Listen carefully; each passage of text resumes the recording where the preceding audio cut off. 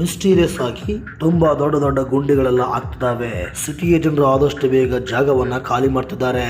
ಅಷ್ಟಕ್ಕೂ ಇಲ್ಲೆಲ್ಲ ಏನ್ ನಡೀತಿದೆ, ಆ ಗುಂಡಿಗಳು ಏನಕ್ಕೆ ಕ್ರಿಯೇಟ್ ಆಗ್ತಿವೆ, ಆದ್ರೆ ಈ ಪ್ರಪಂಚಕ್ಕೆ ಯಾವ ರೀತಿ ಶಿಕ್ಷೆ ಸಿಗುತ್ತೆ ಅಂತ ನೀವು ನೋಡ್ಬೇಕಾದ್ರೆ ಈ ಮೂವಿನ ನನ್ನ ಜೊತೆ ನೀವು ಕೊನೆಯವರೆಗೂ ನೋಡ್ಲೇಬೇಕು. ಈ ಸಿನಿಮಾದ ಹೆಸರು ಗಾಡ್ಜಿಲ್ಲಾ ಅಂತ. ಸಿನಿ ಪ್ರೇಮಿಗಳೇ, ಈ ವಿಡಿಯೋನ ಸ್ಟಾರ್ಟ್ ಮಾಡೋಕ್ಕಿಂತ ಮುಂಚೆ ದಯವಿಟ್ಟು ನನ್ನ ರಿಕ್ವೆಸ್ಟ್, ಯಾರೆಲ್ಲ ನಮ್ಮ ತ್ರಿಬಲ್ ಕ್ರಿಯೇಷನ್ಸ್ ಯೂಟ್ಯೂಬ್ ಚಾನಲ್ಗೆ ಸಬ್ಸ್ಕ್ರೈಬ್ ಆಗಿಲ್ಲ, ಈ ಕೂಡಲೇ ಸಬ್ಸ್ಕ್ರೈಬ್ ಆಗಿ. ಈ ಮೂವಿ ಸ್ಟಾರ್ಟ್ ಆಗೋದು 1954ನೇ ಇಸ್ವಿಯಲ್ಲಿ. ಇಲ್ಲಿ ಮಿಲಿಟರಿ ಅವರಿಗೆ ಸ್ಪೆಸಿಫಿಕ್ ಸಮುದ್ರದಲ್ಲಿ ಪುರಾತನ ಜೀವಿಯಾಗಿರುವ ಗಾಡ್ಜಿಲ್ಲಾ ಅನ್ನೋ ಪ್ರಾಚೀನ ಕಾಲದ ಒಂದು ಟೈಟಾನ್ ಕಾಣಿಸಿಕೊಳ್ಳುತ್ತೆ. ಟೈಟಾನ್ ಅಂದ್ರೆ ವಿಶಾಲವಾದಂತಹ ಒಂದು ಮಾನ್ಸ್ಟಾರ್ ಅಂತ. ಈ ಗಾಡ್ಜಿಲ್ಲಾದಿಂದ ನಮ್ಮ ಮನುಷ್ಯ ಕುಲಕ್ಕೆ ಅಪಾಯ ಆಗುತ್ತಾ ಅನ್ನೋ ಕಾರಣದಲ್ಲಿ US ಮಿಲಿಟರಿಯವರು ಒಂದು ನ್ಯೂಕ್ಲಿಯರ್ ಬಾಂಬ್ ಅನ್ನು ಹಾಕ್ತಾರೆ. ಅವುಗಳನ್ನು ಸಾಯಿಸೋಕೆ ಪ್ರಯತ್ನ ಪಡ್ತಾರೆ. ಸೀನ್ 1999ಕ್ಕೆ ಶಿಫ್ಟ್ ಆದಾಗ ಮೊನಾರ್ಕ್ ಎಂಬ ಕಂಪನಿಯ ಒಂದು ಹೆಲಿಕಾಪ್ಟರ್ ಹೋಗ್ತಿರುತ್ತೆ. ಇದರೊಳಗಡೆ ಇಸ್ರೋ ಸಿರಿಸರ್ವ ಎಂಬ ಸೈಂಟಿಸ್ಟ್ ಇರ್ತಾನೆ. ಇವರ ಅಸಿಸ್ಟೆಂಟ್ ಕೂಡ ಇರ್ತಾರೆ. ಒಂದು ದೊಡ್ಡ ಮೈನಿಂಗ್ ನಡೀತಿರುವ ಜಾಗಕ್ಕೆ ಹೋಗ್ತಾರೆ. ಯಾಕಂದ್ರೆ ಒಂದು ಮೈನಿಂಗ್ ಮಾಡ್ತಿರ್ಬೇಕಾದ್ರೆ ಜಾಗ ಕುಸಿತ ಬಿದ್ದು ಬಿಡುತ್ತೆ. ನೋಡಿದಾಗ ಅಲ್ಲಿ ದೊಡ್ಡ ಗುಂಡಿ ಆಗಿರುತ್ತೆ. ಅಷ್ಟೇ ಅಲ್ಲದೆ ಈ ಜಾಗದಲ್ಲಿ ಏನೋ ಒಂದು ವಿಚಿತ್ರವಾಗಿ ಸಿಗುತ್ತೆ. ಅದನ್ನು ಚೆಕ್ ಮಾಡೋಕಂತ ಸಿರಿಜವ ಹಾಗೂ ಅವರ ಟೀಮ್ ದವರು ಒಳಗೆ ಹೋಗ್ತಾರೆ. ಅಲ್ಲಿ ನೋಡಿದಾಗ ಒಂದು ದೊಡ್ಡ ಜೀವಿಯ ಒಂದು ಅಸ್ಥಿ ಪಂಜರ ಇರುತ್ತೆ. ನೋಡೋದಕ್ಕೆ ಇದೊಂದು ಟೈಟಾನ್ ಅಸ್ಥಿ ಪಂಜರ ಎಂದು ಅರ್ಥ ಆಗುತ್ತೆ. ಅಲ್ಲಿ ಒಂದು ಮೊಟ್ಟೆ ಕೂಡ ಕಾಣಿಸುತ್ತೆ. ಆದ್ರೆ ಮೊಟ್ಟೆ ಒಳಗಡೆ ಯಾವುದೇ ತರ ಮೂವ್ಮೆಂಟ್ ಇರೋದಿಲ್ಲ. ಒಂದು ರೀತಿ ಸತ್ತಿರೋಡ್ ತರ ಇರುತ್ತೆ. ಹಾಗೆ ಮುಂದೆ ಬಂದು ನೋಡಿದ್ರೆ ಒಂದು ಗುಂಡಿ ಕಾಣಿಸುತ್ತೆ. ಈ ಗುಂಡಿಯ ಮತ್ತೊಂದು ಜಾಗದಲ್ಲಿ ನೋಡಿದ್ರೆ ಒಂದು ವಿಶಾಲವಾದಂತಹ ಜೀವಿ ಈ ಜಾಗದಿಂದ ಹೊರಗಡೆ ಬಂದು ಸೀದಾ ಸಮುದ್ರದ ಒಳಗಡೆ ಹೋದೋ ರೀತಿ ಕಾಣುತ್ತೆ. ಅಂದ್ರೆ ಇಲ್ಲಿ ಎರಡು ಮೊಟ್ಟೆಗಳಿದ್ವು. ಒಂದು ಸತ್ತೋಗಿದೆ, ಇನ್ನೊಂದು ಟೈಟಾನ್ ಇಂದ ಹೊರಗಡೆ ಬಂದು ಸೀದಾ ಸಮುದ್ರಕ್ಕೆ ಹೋಗಿದೆ. ನಂತರ ಸೀನ್ ಜಪಾನ್ ನ ಜಂಜೀರಾ ಎನ್ನುವ ಒಂದು ಟೌನ್ ಕಡೆ ಶಿಫ್ಟ್ ಆಗುತ್ತೆ. ಒಂದು ಮನೆಯಲ್ಲಿರುವ ಫಾರ್ಡ್ ಎನ್ನುವ ಒಬ್ಬ ಚಿಕ್ಕ ಹುಡುಗನ ತೋರಿಸ್ತಾರೆ. ಇವನ್ ತಂದೆ ಜೋಫ್ ತುಂಬಾ ಟೆನ್ಷನ್ ಅಲ್ಲಿ ಮಾತಾಡ್ತಾ ಇರ್ತಾನೆ. ಇವನ ತಾಯಿಯಾದಂತಹ ಸ್ಯಾಂಡ್ರಾ ಗಂಡ ಟೆನ್ಷನ್ ಆಗಿರೋದನ್ನು ನೋಡ್ತಾಳೆ. ಇವನ ಹಾಗೆ ಇವ ಹೆಂಡತಿ ಕೂಡ ಒಂದು ನ್ಯೂಕ್ಲಿಯರ್ ಕಂಪನಿಯಲ್ಲಿ ಕೆಲಸ ಮಾಡ್ತಿರ್ತಾಳೆ. ಅಲ್ಲಿ ಏನೋ ಒಂದು ವಿಚಿತ್ರವಾದಂತ ಸಿಗ್ನಲ್ ಇವನಿಗೆ ಋಷಿವಾಗ್ತಿರುತ್ತೆ. ಅದು ಏನಂತ ಅರ್ಥ ಆಗ್ತಿರ್ಲಿಲ್ಲ. ಇವನ ಟೆನ್ಷನ್ ಕಡಿಮೆ ಮಾಡಿ ನೆನಪಿಸ್ತಾಳೆ, ಇವತ್ತು ಇವನ ಬರ್ತಡೇ ಅಂತ. ಆಮೇಲೆ ನಗುತ್ತಾ ಇವರಿಬ್ರು ಕೆಲಸಕ್ಕೆ ಪವರ್ ಪ್ಲಾಂಟ್ ಗೆ ಬರ್ತಾರೆ. ಆಗ ಇವನಿಗೆ ಗೊತ್ತಾಗೋದು ಆ ಸಿಗ್ನಲ್ ಜೊತೆಗೆ ಭೂಕಂಪ ಬರುವಂತಹ ರೈಡಿಸ್ ಗಳು ಇವನಿಗೆ ಸಿಗ್ತಿದಾವೆ ಅಂತ. ಇದರಿಂದ ಸ್ಯಾಂಡ್ರಾ ಆ ಸಿಗ್ನಲ್ ಚೆಕ್ ಮಾಡೋಕೆ ಟೀಮ್ ಅನ್ನ ಕರ್ಕೊಂಡು ಬೇಸ್ಮೆಂಟ್ ಗೆ ಹೋಗ್ತಿರ್ತಾಳೆ. ಆಗ ನಮಗೆ ತೋರಿಸ್ತಾರೆ ಆ ಸಿಗ್ನಲ್ ನಮಗೆ ಯಾವ ರೀತಿ ಕಾಣುತ್ತೆ ಅಂತ. ಅದೇ ಸಮಯಕ್ಕೆ ಭೂಕಂಪ ಶುರುವಾಗಿ ಶಾಂಡ್ರಾ ಹಾಗೂ ಇವಳ ಟೀಮ್ ಇರತಕ್ಕಂಥ ಜಾಗದಲ್ಲಿ ನ್ಯೂಕ್ಲಿಯರ್ ಗ್ಯಾಸ್ ಲೀಕ್ ಆಗಿ ಹೋಗುತ್ತೆ. ಜೋನು ಕೂಡ ಬೇಸ್ಮೆಂಟ್ ನ ಜಾಗದಲ್ಲಿ ಬಂದ್ ನಿಲ್ತಾನೆ. ಶಾಂಡ್ರಾ ಬರ್ತಿದ್ದಂಗೆ ಡೋರ್ ಕ್ಲೋಸ್ ಮಾಡಕ್ಕೆ ಅಂತ. ಆದ್ರೆ ಈ ಕಡೆ ಶಾಂಡ್ರಾ ಟೀಮ್ ದವರಿಗೆ ಓಡೋದಕ್ಕೆ ಆಗ್ತಿರ್ಲಿಲ್ಲ. ಅದಕ್ಕೆ ಶಾಂಡ್ರಾ ಜೋನ್ ಕಾಂಟ್ಯಾಕ್ಟ್ ಮಾಡಿ ಹೇಳ್ತಾಳೆ, ಡೋರ್ ನ ಕ್ಲೋಸ್ ಮಾಡ್ಬಿಡು, ನಮಗೆ ಬರೋದಕ್ಕೆ ಆಗೋಲ್ಲ ಅಂತ. ಇವನಿಗಂತೂ ಹೆದೆನೆ ಹೊಡೆದಂಗ ಆಗುತ್ತೆ. ಕ್ಲೋಸ್ ಮಾಡೋದಕ್ಕೆ ಇಷ್ಟ ಇರಲಿದ್ರು ಕೂಡ ಇವನು ಕ್ಲೋಸ್ ಮಾಡ್ಲೇಬೇಕಾಗುತ್ತೆ. ಕ್ಲೋಸ್ ಮಾಡ್ತಾನೆ. ಇಲ್ಲ ಅಂದ್ರೆ ಇಡೀ ಸಿಟಿನೇ ನ್ಯೂಕ್ಲಿಯರ್ ಗ್ಯಾಸ್ ಇಂದ ನಾಶ ಆಗಿ ಹೋಗ್ತಿತ್ತು. ಆಗ ಶಾಂಡ್ರಾ ಡೋರ್ ಹತ್ರ ಬಂದು ಹೇಳ್ತಾಳೆ, ಮಗುನ ಚೆನ್ನಾಗಿ ನೋಡ್ಕೋ ಅಂತ. ಈ ಭೂಕಂಪದಿಂದ ಇಡೀ ಫ್ಲವರ್ ಪಾಂಟೆ ನಾಶ ಆಗಿ ಹೋಗುತ್ತೆ. ಇದನ್ನ ಸ್ಕೂಲ್ ಅಲ್ಲಿ ಇರತಕ್ಕಂತ ಫೋರ್ಡ್ ಕೂಡ ನೋಡ್ತಾನೆ. ಇಲ್ಲಿನ ಸೀನ್ 15 ವರ್ಷಗಳ ಮುಂದಕ್ಕೆ ಶಿಫ್ಟ್ ಆಗುತ್ತೆ. ಚಿಕ್ಕ ಹುಡುಗನಾಗಿದ್ದ ಫೋರ್ಡ್ ಈಗ ಬೆಳೆದು ದೊಡ್ಡವನಾಗಿ ಮಿಲಿಟರಿಯಲ್ಲಿ ಸೋಲ್ಜರ್ ಆಗಿರ್ತಾನೆ. ಇವನ ಕೆಲಸ ಏನಂದ್ರೆ ಬಾಂಬ್ ಗಳನ್ನ ಡಿಫ್ಯೂಸ್ ಮಾಡೋದು. ನಂತರ ಇವನು ರಜಕ್ಕೆ ಅಂತ ಸ್ಯಾನ್ ಫ್ರಾನ್ಸಿಸ್ಕೋಗೆ ಇರುವ ಮನೆಗೆ ಹೋಗ್ತಾನೆ. ಈಗ ಇವನು ತಮ್ಮ ಫ್ಯಾಮಿಲಿ ಜೊತೆ ಟೈಮ್ ಸ್ಪೆಂಡ್ ಮಾಡ್ತಿರ್ಬೇಕಾದ್ರೆ ಅದೇ ಸಮಯಕ್ಕೆ ಜಪಾನ್ ಇಂದ ಇವನಿಗೆ ಕಾಲ್ ಬರುತ್ತೆ. ಫೋರ್ಡ್ ನ ತಂದೆಯಾಗಿರುವ ಜೋನನ ಅರೆಸ್ಟ್ ಮಾಡಿದ್ದಾರೆ ಅಂತ. ಅಂದ್ರೆ ಜೋಗೆ ಏನೂ ಆಗಿರಲ್ಲ, ಇನ್ನೂ ಕೂಡ ಬದುಕಿದ್ದಾನೆ ಅಂತ. ಅದಾದ್ಮೇಲೆ ಫೋರ್ಡ್ ಜಪಾನಿಗೆ ಹೋಗಕ್ಕೆ ರೆಡಿ ಆಗ್ತಾನೆ. ಆಗ ಇವಳಿಗೆ ಗೊತ್ತಾಗುತ್ತೆ ಇವನ್ ತಂದೆಯಿಂದ ಇವನು ತುಂಬಾ ವರ್ಷ ದೂರ ಇದ್ನಂತ. ಅವ್ರ ಮೇಲೆ ಇವನಿಗೆ ಕೋಪ ಕೂಡ ಇದೆ ಅಂತ. ಇದಾದ್ಮೇಲೆ ಇವನು ಜಪಾನಿಗೆ ಬಂದು ಜೈಲಿಗೆ ಬರ್ತಾನೆ, ಇವನ ತಂದೆನ ಬಿಡಿಸೋದಕ್ಕೆ ಅಂತ.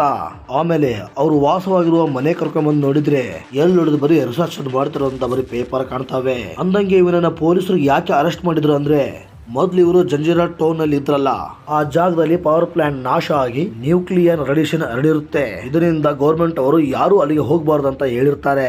ಆದ್ರೆ ಜೋ ಮಾತ್ರ ಅವತ್ತಾಗಿದ್ದು ಭೂಕಂಪ ಅಲ್ಲ, ಅದಕ್ಕೆ ಬೇರೆ ಕಾರಣ ಇದೆ. ಅದಕ್ಕೆ ಅದನ್ನ ಪ್ರೂವ್ ಮಾಡಬೇಕಾದ ಆ ಜಾಗಕ್ಕೆ ಹೋಗಿರ್ತಾನೆ. ಆಗ್ಲೇ ನನ್ನ ಅರೆಸ್ಟ್ ಮಾಡಿದ್ದು. ಇದೇ ಕಾರಣದಿಂದಲೇ ಫೋರ್ಡ್ಗೆ ಜೋ ಮೇಲೆ ಕೋಪ ಇರೋದು. ಆ ಘಟನೆ ಮರೆತು ಮುಂದೆ ಸಾಗೋದ್ ಬಿಟ್ಟು ಯಾವಾಗ್ಲೂ ಅದ್ರ ಬಗ್ಗೆನೇ ಯೋಚನೆ ಮಾಡ್ತಿರ್ತಾರೆ ಅಂತ. ಅದಕ್ಕೆ ನೀವಿಲ್ಲಿರೋದು ಬೇಡ, ನನ್ನ ಮನೆಗೆ ನಡೀರಿ, ನನ್ನ ಮಗ ನೋಡೋಕೆ ನಿಮ್ಮನ್ನ ಕಾಯ್ತಿದ್ದಾನೆ ಅಂತ ಹೇಳ್ತಾನೆ. ಮಾರನೇ ದಿನ ಎದ್ದು ನೋಡಿದ್ರೆ ಮತ್ತೆ ಜೋ ಜಂಜೀರಾ ಟೌನ್ಗೆ ಹೋಗಕ್ಕೆ ತಯಾರು ಮಾಡ್ಕೋತಾ ಇರ್ತಾನೆ. ಫೋರ್ಡ್ ಬೇಡ ಅಂತ ಹೇಳಿದ್ರು ಕೂಡ ಇವನು ಕೇಳಲ್ಲ. ಆ ಜಾಗದಲ್ಲಿ ಅವತ್ತ ಏನ್ ನಡುತ್ತೆ ಅಂತ ಪ್ರೂವ್ ಮಾಡ್ಲಿಕ್ಕೆ ಅವನು ಡಿಸೈಡ್ ಮಾಡೇ ಬಿಡ್ತಾನೆ. ಅದನ್ನ ಪ್ರೂವ್ ಮಾಡೋಕೆ ಮೊದಲು ಇವರು ಜಂಜೀರದಲ್ಲಿ ಇದ್ದಂತಹ ಒಂದಿಷ್ಟು ಡಿಸ್ಕ್ ಗಳು ಇದಾವೆ. ಅದನ್ನ ತಗೊಂಬರಕ್ಕೆ ಇವನು ಹೋಗ್ತಿರೋದು. ಅಷ್ಟೇ ಅಲ್ಲದೆ ಇವನ ಹೆಂಡತಿ ಆಗಿರುವಂತಹ ಶಾಂಡ್ರಾಳ ಒಂದು ಫೋಟೋನು ಇರೋದಿಲ್ಲ. ಅದನ್ನು ತಗೊಂಬರೋದಕ್ಕೂ ಕೂಡ ಹೋಗ್ತಿರ್ತಾನೆ. ಆಗ ಫಾರ್ಡ್ ಕೂಡ ಇವನ ತಂದೆನ ಕರ್ಕೊಂಡು ಜಂಜೀರ ಟೌನ್ಗೆ ಬರ್ತಾನೆ. ಆದ್ರೆ ಇಲ್ಲಿ ಜೀವಂತವಾಗಿರುವ ನಾಯಿಗಳನ್ನು ನೋಡಿ ಜೋಗೆ ಡೌಟ್ ಬಂದು ಮಾಸ್ಕ್ ಅನ್ನ ತೆಗಿತಾನೆ. ಹೇಳ್ಬೇಕಂದ್ರೆ ಈ ಜಾಗದಲ್ಲಿ ಯಾವುದೇ ತರಂತ ನ್ಯೂಕ್ಲಿಯಸ್ ರೆಡಿಷನ್ ಇರೋದಿಲ್ಲ. ಅಂದ್ರೆ ಗೌರ್ಮೆಂಟ್ ಅವರು ಎಲ್ಲರಿಗೂ ಸುಳ್ಳು ಹೇಳಿದ್ದಾರೆ ಅಂತ. ಇದಾದ್ಮೇಲೆ ಇವರು ಮೊದಲು ವಾಸ ಮಾಡ್ತಿದ್ದಂತಹ ಮನೆಗೆ ಬರ್ತಾರೆ. ಆಗ ಜೋಗೆ ಹುಡ್ಕೊಂಡು ಬಂದಿರುವಂತಹ ಡಿಸ್ಕ್ ಗಳು ಸಿಗ್ತವೆ, ಜೊತೆಗೆ ಫ್ಯಾಮಿಲಿ ಫೋಟೋ ಕೂಡ ಸಿಗುತ್ತೆ. ಆದ್ರೆ ಅದೇ ಸಮಯಕ್ಕೆ ಹೊರಗಡೆ ಒಂದು ಹೆಲಿಕಾಪ್ಟರ್ ಹೋಗಿರೋದನ್ನ ಇವರಿಬ್ಬರು ನೋಡ್ತಾರೆ.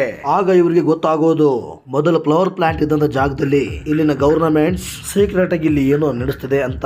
ಇಲ್ಲಿನ ಸೆಕ್ಯೂರಿಟಿಗಳು ಬಂದು ಇವರನ್ನ ಅರೆಸ್ಟ್ ಮಾಡ್ಕೊಂಡು ಕರ್ಕೊಂಡು ಹೋಗ್ತಿರ್ತಾರೆ. ಇವರನ್ನ ಫ್ಲವರ್ ಪ್ಲಾಂಟ್ ಹತ್ರನೂ ಕರ್ಕೊಂಡು ಹೋಗ್ತಾರೆ. ಇಲ್ಲಿ ನೋಡಿದ್ರೆ ಒಂದು ದೊಡ್ಡ ಮೊಟ್ಟೆ ಇರುತ್ತೆ. ಹೌದು, ಇದೊಂದು ಟೈಟ್ ಅನ್ನೋ ಮೊಟ್ಟೆನೆ. ಆ ಮೊಟ್ಟೆ ಒಳಗಿಂದ ಬರ್ತಿರುವಂತ ಸಿಗ್ನಲ್ ಅನ್ನ ಇಲ್ಲಿರುವ ಸಿರಿಜವ ನೋಡ್ತಿರ್ಬೇಕಾದ್ರೆ 15 ವರ್ಷದ ಹಿಂದೆ ಈ ಜಾಗದಲ್ಲಿ ಕೆಲಸ ಮಾಡತಕ್ಕಂತಹ ಜೋ ಅನ್ನೋ ಒಬ್ಬ ವ್ಯಕ್ತಿ ಬಂದಿದ್ದಾನೆ ಅಂತ ಇವನಿಗೆ ಗೊತ್ತಾಗುತ್ತೆ. ಜೋನ ಮೀಟ್ ಹಾಕಿ ಬರ್ತಾನೆ. ಜೋ ಒಳಗಡೆ ಇದ್ರೆ ಫೋರ್ಡ್ ಹೊರಗಡೆ ವ್ಯಾನ್ ಅಲ್ಲಿ ಕಟ್ ಹಾಕಿರ್ತಾರೆ. ಅಷ್ಟೇ ಅಲ್ಲ, ಜೋ ಇವರೆಲ್ಲರಿಗೂ ಹೇಳ್ತಿರ್ತಾನೆ 15 ವರ್ಷದ ಹಿಂದೆನೂ ಕೂಡ ಇದೇ ರೀತಿ ಸಿಗ್ನಲ್ಸ್ ಗಳು ಬಂದನೆ ಈ ಜಾಗ ಎಲ್ಲ ನಾಶ ಆಗೋಯ್ತು ಅಂತ. ಅದೇ ಸಮಯಕ್ಕೆ ಜೋಗೆ ಮನೆಯಿಂದ ಒಂದಿಷ್ಟು ಡಿಸ್ಕ್ ಗಳು ಸಿಕ್ಕಿದ್ವಲ್ಲ, ಅದನ್ನ ಚೆಕ್ ಮಾಡಿದಾಗ 15 ವರ್ಷದ ಹಿಂದೆ ಯಾವ ರೀತಿ ಸಿಗ್ನಲ್ ಬರ್ತಿತ್ತು ಅಂತ ಒಂದು ಫೋಟೋ ಸಿಗುತ್ತೆ. ಆಗ ಇವನಿಗೆ ರಿಯಲೈಸ್ ಆಗೋಕೆ ಶುರುವಾಗುತ್ತೆ 15 ವರ್ಷದ ಹಿಂದೆ ಜೋಗೆ ಸಿಕ್ಕಂತ ಸಿಗ್ನಲ್ ಈಗ ಅದು ರಿಪೀಟ್ ಆಗಿದೆ ಅಂತ. ಇವು ಎರಡು ಕೂಡ ಒಂದೇ ಅಂತ. ಹೀಗೆ ನೋಡ್ತಿದ್ದಂತೆನೆ ಆ ಮೊಟ್ಟೆ ಒಳಗಿಂದ ಎಲೆಕ್ಟ್ರೋ ಮ್ಯಾಗ್ನೆಟಿಕ್ ಪಲ್ಸ್ ಅನ್ನೋ ಎನರ್ಜಿ ಹೊರಗಡೆ ಬರೋಕೆ ಶುರು ಮಾಡುತ್ತೆ. ಅಂದ್ರೆ ಟೈಟನ್ ಮೊಟ್ಟೆಯಿಂದ ಹೊರಗಡೆ ಬರ್ತಿದೆ ಅಂತ. ಅದು ಹೊರಗಡೆ ಬಂದ್ರೆ ಏನಾಗುತ್ತೋ ಏನಾಗಲ್ಲ ಅಂತ ಗೊತ್ತಿಲ್ಲ. ಇದರಿಂದ ಹೆದರ್ಕೊಂಡು ಇವರೆಲ್ಲರೂ ಈ ಮೊಟ್ಟೆನ ನಾಶ ಮಾಡ್ಬೇಕಂತ ಡಿಸೈಡ್ ಮಾಡಿ ಹೈ ವೋಲ್ಟೇಜ್ ಶಾಕ್ ಅನ್ನ ಅದಕ್ಕೆ ಕೊಟ್ಟು ನಾಶ ಮಾಡಿಬಿಡ್ತಾರೆ. ಇದರಿಂದ ಒಳಗಡೆ ಸಿಗ್ನಲ್ ಬರೋದು ಕೂಡ ನಿಂತೋಗುತ್ತೆ. ಎಲ್ಲರಿಗೂ ಇದು ನಾಶ ಆಗೋಯ್ತು ಅಂತ ಅನಿಸ್ತಿದ್ರೆ ಅದೇ ಸಮಯಕ್ಕೆ ಮೊಟ್ಟೆ ಒಳಗಡೆ ಇನ್ನೂ ಕೂಡ ಜೀವಂತವಾಗಿರುವಂತಹ ಮ್ಯೂಟು ಅನ್ನೋ ಒಂದು ಟೈಟನ್ ಹೊರಗಡೆ ಬರುತ್ತೆ. ಇದು ಇದರ ಎಲೆಕ್ಟ್ರಿಕಲ್ ಪಲ್ಸ್ ಎನರ್ಜಿಯಿಂದ ಅಟ್ಯಾಕ್ ಮಾಡ್ತಿದ್ದಾಗ ಸುತ್ತಮುತ್ತ ಇದ್ದಂತ ಎಲ್ಲಾ ಎಲೆಕ್ಟ್ರಿಕಲ್ ವರ್ಕ್ ಗಳು ಕೆಲಸ ಮಾಡದೆ ಸ್ಟಾಪ್ ಆಗಿಬಿಡ್ತವೆ. ಫೋರ್ಡ್ ಇನ್ನೂ ಕೂಡ ವ್ಯಾನ್ ಅಲ್ಲಿ ಲಾಕ್ ಆಗಿರ್ತಾನೆ. ಹಾಗೆ ಜೋನ್ ಕೂಡ ಹೊರಗಡೆ ಬಂದು ಈ ಮ್ಯೂಟನ್ ನೋಡಿ ಇವನು ಕೂಡ ತುಂಬಾನೇ ಶಾಕ್ ಆಗೋಗ್ತಾನೆ. ಅದೇ ಸಮಯಕ್ಕೆ ಇವನು ಇದ್ದಂತಹ ಟವರ್ ಬಿದ್ದೋಗುತ್ತೆ. ಅಷ್ಟೊತ್ತಿಗೆ ಹೇಗೋ ಮಾಡಿ ಫೋರ್ಡ್ ಕೈಯನ್ನು ಬಿಡಿಸ್ಕೊಂಡು ಅದನ್ನ ನೋಡ್ತಾನೆ. ಇವನ ತಂದೆ ಬ್ರಿಡ್ಜ್ ಇಂದ ಕೆಳಗಡೆ ಬಿದ್ದೋಗ್ತಾನೆ. ಅಷ್ಟೇ ಅಲ್ಲದೆ ಅವನಿಂದ ಮ್ಯೂಟನ್ ಕೂಡ ಇವನ ಹಿಂದೆ ಬಂದು ಈ ಜಾಗ ಎಲ್ಲ ನಾಶ ಮಾಡಿದ ಮೇಲೆ ಹಾರ್ಕೊಂಡು ಇಲ್ಲಿಂದ ಹೊರಟೋಗುತ್ತೆ. ಮಾರನೇ ದಿನ ಜಂಜೀರ ಟೌನ್ ಅಲ್ಲಿ ದೊಡ್ಡ ಆಘಾತ ಆಗಿದೆ ಅಂತ ನ್ಯೂಸ್ ಅಲ್ಲಿ ಬರುತ್ತೆ. ಎಲ್ ಫೋರ್ಡ್ ನ ಕಾಂಟ್ಯಾಕ್ಟ್ ಮಾಡಕ್ಕೆ ಟ್ರೈ ಮಾಡ್ತಾಳೆ, ಆದ್ರೆ ಕಾಂಟ್ಯಾಕ್ಟ್ ಸಿಗೋದಿಲ್ಲ. ಇದರಿಂದ ಇವಳಿಗೆ ತುಂಬಾ ಟೆನ್ಷನ್ ಆಗಲಿಕ್ಕೆ ಶುರುವಾಗುತ್ತೆ. ಫೋರ್ಡ್ ಕೂಡ ಅವನು ಅಲ್ಲಿಗೆ ಹೋಗಿದ್ದಾನೆ. ಅವನಿಗೆ ಏನಾಯ್ತೋ ಏನೋ ಅಂತ.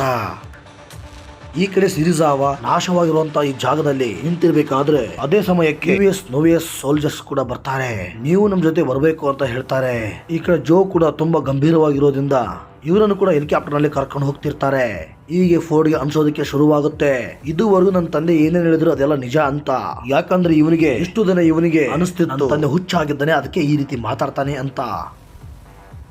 ಆಗ ಜೋ ಫೋರ್ಡ್ಗೆ ನಿನ್ನ ಫ್ಯಾಮಿಲಿ ಹತ್ರ ಹೋಗು, ಅವ್ರನ್ನ ಚೆನ್ನಾಗಿ ನೋಡ್ಕೋ ಅಂತ ಕೊನೆ ಉಸಿರನ್ನು ಹಿಡಿದೇ ಬಿಡ್ತಾನೆ. ಇದರಿಂದ ಇವನಿಗೆ ತುಂಬಾನೇ ಬೇಜಾರಾಗುತ್ತೆ. ನಂತರ ಇವರೆಲ್ಲರನ್ನು US ನೇವಿಯ ಶಿಫ್ಟ್ ಗೆ ಕರ್ಕೊಂಡು ಹೋಗ್ತಾರೆ. ಇಲ್ಲಿ ನಮಗೆ US ನೇವಿಯ ಜನರಲ್ ಆಗಿರುವ ಸ್ಟೆನ್ಸ್ ಕೂಡ ಪರಿಚಯ ಆಗ್ತಾನೆ. ನಂತರ ಫೋರ್ಡ್ ಇವನ ತಂದೆಯ ಡೆಡ್ ಬಾಡಿ ಹತ್ರ ಇರಬೇಕಾದ್ರೆ ಆಗ ಇವನನ್ನ ಸಿರಿಜಾವ ಕರ್ಸ್ಕೊಂಡು ಒಂದೊಂದೇ ವಿಷಯನ ಡೀಟೇಲ್ ಆಗಿ ಹೇಳ್ತಾ ಹೋಗ್ತಾರೆ. 1954ರಲ್ಲಿ ಪ್ರಾಚೀನ ಟೈಟನ್ ಆಗಿದ್ದಂತಹ ಗಾಡ್ಜಿಲ್ಲಾ ಕಾಣಿಸ್ಕೊಂತು. ಈ ತರ ಟೈಟನ್ ಗಳ ಬಗ್ಗೆ ರಿಸರ್ಚ್ ಮಾಡೋದೇ ನಮ್ಮ ಮೊನಾರ್ಕ್ ಕಂಪನಿಯ ಕೆಲಸ. ಈ ಗಾಡ್ಜಿಲ್ಲಾ ಮ್ಯೂಟೋ ತರದ ಎಲ್ಲಾ ಟೈಟನ್ಸ್ ಗಳು ಮನುಷ್ಯರು ಭೂಮಿ ಮೇಲೆ ಹುಟ್ಟೋದಕ್ಕಿಂತ ಲಕ್ಷಾಂತರ ವರ್ಷಗಳಿಂದನೂ ಇದಾವೆ. ಮೊದಲು ಭೂಮಿ ಮೇಲೆ ತುಂಬಾನೇ ನ್ಯೂಕ್ಲಿಯರ್ ರೇಡಿಯೇಷನ್ ಗಳು ಇದ್ವು. ಅದರ ತಿಂತಾನೆ ಈ ಟೈಟನ್ ಗಳು ಜೀವಂತವಾಗಿದ್ವು. ಆದ್ರೆ ಕಾಲ ಕಳಿತಾ ಭೂಮಿ ಮೇಲೆ ನ್ಯೂಕ್ಲಿಯರ್ ರೇಡಿಯೇಷನ್ ಗಳು ಹೊರಟೋಗಿದ್ವು. ಎಲ್ಲಾ ಟೈಟನ್ಸ್ ಗಳು ಭೂಮಿಯ ಒಳಗಡೆ ಸಮುದ್ರದ ಒಳಗಡೆ ಹೊರಟೋದ್ವು. ಭೂಮಿಯ ಒಳಗಡೆ ಇರುವಂತಹ ನ್ಯೂಕ್ಲಿಯರ್ ರೇಡಿಯೇಷನ್ ಗಳು ಕನ್ಸ್ಯೂಮ್ ಮಾಡೋದಕ್ಕೆ ಅಂತ. ಈಗಂತ ಹೇಳಿ ನಿಜವಾದ ಕತೆ ಹೇಳ್ತಾ ಹೋಗ್ತಾನೆ. ಸಿರಿಜಾವಾಗೆ 1999 ಫಿಲಿಪೀನ್ಸ್ ನ ಮೈನಿಂಗ್ ಜಾಗದಲ್ಲಿ ಒಂದು ಸತ್ತೋದ ಮೊಟ್ಟೆ ಹಾಗೂ ಇನ್ನೊಂದು ಜೀವಂತವಾಗಿ ಹೊರಗಡೆ ಸಮುದ್ರ ಸೇರಿದ ಮೊಟ್ಟೆ ಬಗ್ಗೆ ಹೇಳ್ತಾನೆ. ಸಮುದ್ರದಲ್ಲಿ ಹೋದಂತ ಮೊಟ್ಟೆಗೆ ಹತ್ರದಲ್ಲಿ ಇರುವ ಜಪಾನ್ ನ ಜಂಜೀರದಲ್ಲಿ ಅಂದ್ರೆ ಫೋರ್ಡ್ ನ ತಂದೆ ತಾಯಿ ಮಾಡ್ತಕ್ಕಂತ ಜಾಗದಲ್ಲಿ ನ್ಯೂಕ್ಲಿಯರ್ ನ ಪವರ್ ಪಾಯಿಂಟ್ ಇದೆ ಅಂತ ಗೊತ್ತಾಗಿ ಈ ಜಾಗದ ಕೆಳಗಡೆ ಬಂದು ಸೇರ್ಕೊಂತು ಅಂತ ಹೇಳ್ತಾರೆ. ಇದೇ ಕಾರಣದಿಂದಲೇ ಜೋಗೆ ಆ ಸಿಗ್ನಲ್ ಗಳು ಸಿಗ್ತಾ ಭೂಕಂಪ ಆಗಿ ಈ ಜಾಗ ನಾಶ ಆಗಿದ್ದು. ಈಗ ನಮಗೆ ಗೊತ್ತಿರೋ ಪ್ರಕಾರ ನಿಮ್ ತಂದೆಗೆ ಆ ಸಿಗ್ನಲ್ ಗಳ ಬಗ್ಗೆ ಅವ್ರಿಗೇನು ಗೊತ್ತಿತ್ತು, ಅವ್ರಿಗೇನು ಗೊತ್ತಿತ್ತು ಅಂತ ನಿನಗೆ ಏನಾದ್ರೂ ಗೊತ್ತಿದೆಯಾ ಅಂತ ಕೇಳಿದಾಗ ಅವ್ರ ತಂದೆ ಮಾತಾಡ್ತಾ ಇರೋದನ್ನ ನೆನಪು ಮಾಡ್ಕೊಂಡು ಹೇಳ್ತಾನೆ, ನನ್ ತಂದೆ ಹೇಳ್ತಿದ್ರು ಆ ಸಿಗ್ನಲ್ ನಲ್ಲಿ 2 ಜೀವಿಗಳು ಒಬ್ರನ್ನೊಬ್ರು ಕಾಂಟ್ಯಾಕ್ಟ್ ಮಾಡೋದಕ್ಕೆ ಟ್ರೈ ಮಾಡ್ತಿದ್ವು ಅಂತ ಹೇಳ್ತಾನೆ. ಇದನ್ನ ಕೇಳಿ ಸಿರೀಸ್ ಅವಾಗೆ ಮೊಟ್ಟೆ ಒಳಗಡೆ ಇದ್ದಂತ ಮ್ಯೂಟೋ ಮತ್ತೊಂದು ಟೈಟನ್ ಆಗಿದ್ದಂತಹ ಗಾಡ್ಜಿಲಾನ ಕಾಂಟ್ಯಾಕ್ಟ್ ಮಾಡೋಕಂತಾನೆ ಆ ಸಿಗ್ನಲ್ ಕಳಿಸ್ತಿತ್ತು ಅಂತ. ನಂತರ ಫೋರ್ಡ್ ನ ಮನೆಗೆ ಹೋಗೋದಕ್ಕೆ ಅಂತ ಹೆಲಿಕಾಪ್ಟರ್ ನಲ್ಲಿ ಕಳಿಸ್ಕೊಡ್ತಿರ್ತಾರೆ. ಅದಕ್ಕೆ ಇವನು ಎಲ್ಲ ಕೂಡ ಕಾಂಟ್ಯಾಕ್ಟ್ ಮಾಡೋದಕ್ಕೆ ಟ್ರೈ ಮಾಡ್ತಾನೆ. ಆದ್ರೆ ಅವಳು ಕೆಲಸದಲ್ಲಿ ಬಿಜಿ ಆಗಿ ಹೋಗಿರ್ತಾಳೆ, ಫೋನ್ ರಿಸೀವ್ ಮಾಡೋದಿಲ್ಲ. ಹವಾಯಿ ಅನ್ನೋ ಐಲ್ಯಾಂಡ್ ಗೆ ಇವನನ್ನ ಕರ್ಕೊಂಡು ಹೋಗ್ತಾರೆ. ಇಲ್ಲಿಂದ ಫ್ಲೈಟ್ ನಲ್ಲಿ ಸ್ಯಾನ್ ಫ್ರಾನ್ಸಿಸ್ಕೋ ಹೋಗೋದಕ್ಕೆ. ಯಾವಾಗ ಇವನು ಇಲ್ಲಿಂದ ಟ್ರೈನ್ ನಲ್ಲಿ ಏರ್ಪೋರ್ಟ್ ಗೆ ಹೋಗ್ತಿರ್ತಾನೋ ನೋಡ್ತಿರ್ತಾನೆ, ಒಬ್ಬ ಚಿಕ್ಕ ಹುಡುಗ ತನ್ನ ತಾಯಿನ ಬಿಟ್ಟು ಮಿಸ್ ಆಗಿ ಟ್ರೈನ್ ಹತ್ಬಿಟ್ಟಿರ್ತಾನೆ. ಅದಕ್ಕೆ ಇವನು ಕೂಡ ಡಿಸೈಡ್ ಮಾಡ್ತಾನೆ, ಹೇಗಾದ್ರೂ ಮಾಡಿ ಈ ಚಿಕ್ಕ ಹುಡುಗನನ್ನ ಇವನ್ ತಂದೆ ತಾಯಿ ಹತ್ರ ಬಿಡ್ಬೇಕು ಅಂತ. ಈ ಕಡೆ ನೇವಿ ಅವರಿಗೆ ಗೊತ್ತಾಗುತ್ತೆ, ನ್ಯೂಕ್ಲಿಯರ್ ವೆಫನ್ ಗಳನ್ನ ತಗೊಂಡು ಹೋಗ್ತಿರ್ಬೇಕಾದ್ರೆ ಹವಾಯಿ ಐಲ್ಯಾಂಡ್ ನಲ್ಲಿ ಅವುಗಳು ಮಿಸ್ ಆಗ್ತಾವೆ.